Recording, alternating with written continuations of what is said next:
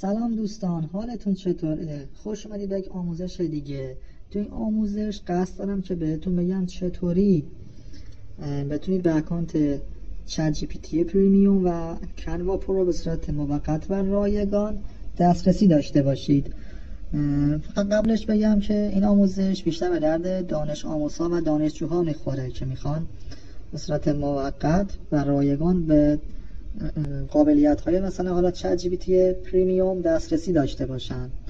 برای این کار شما باید وارد سایت اوکسام بشید که اینجا نوشتم OXAA و M. همین رو توی اینترنت سرچ بکنید میتونید به این سایت دسترسی داشته باشید و وارد این سایت بشید. حالا اگر قبلا ثبت نام کرده باشید و میخواید وارد بشید که اینجا ایمیل و پسوردتون رو میزنید و وارد میشید. ولی اگر شما هم دفعه اولین بارتون میخواید وارد این سایت بشید، اینجا روی رجیستر کلیک میکنید که وارد مراحل ثبت نام توی این سایت بشیم.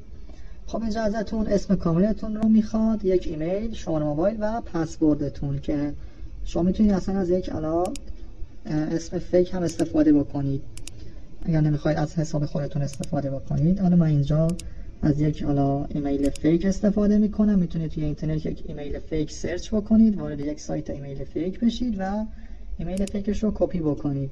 حالا من این ایمیل فیک رو اینجا قرار میدم، یک شماره موبایل فیک بهش میدیم و یک پسورد خوب و قوی هم برای حساب خودتون بذارید، حالا هرچی که خودتون دوست دارید. و اینجا روی Create Free Account کلیک میکنیم تا اکانت رو برای ما بسازه. خب اینجا همینطور که میبینید ما دو تا اکانت به همون داده، یکیش چت جی پی تی پرو و یکیش کنوا پرو. من مثلا میخوام با اکانت چت جی پی تی پریمیوم وارد بشم، اینو باز میکنم، خودش یک ایمیل و پسورد به همون داده. من مثلا ایمیلش رو کپی میکنم، وارد سایت چت جی پی تی میشم و اینجا روی لاگین کلیک میکنم. اینجا ایمیل کپی شده رو بهش میدم، کانتینیو رو میزنم.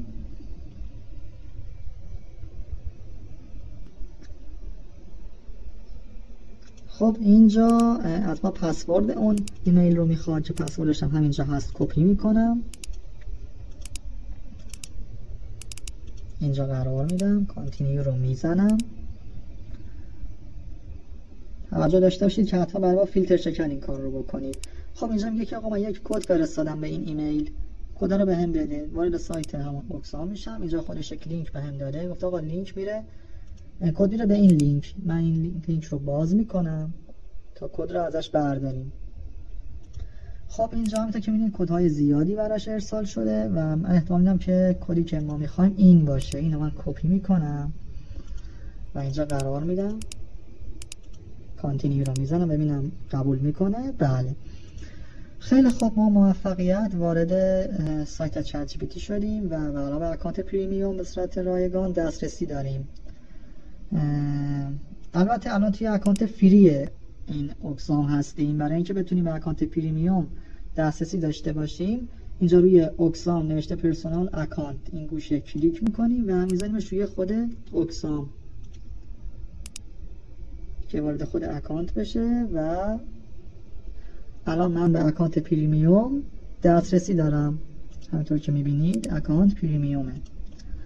خیلی خوب، امیدوارم که از این آموزش لذت کافی رو برده باشید و بتونید که به خوبی ازش استفاده بکنید. خیلی ممنونم از تماشای شما و خدا نگهدارتون باشه.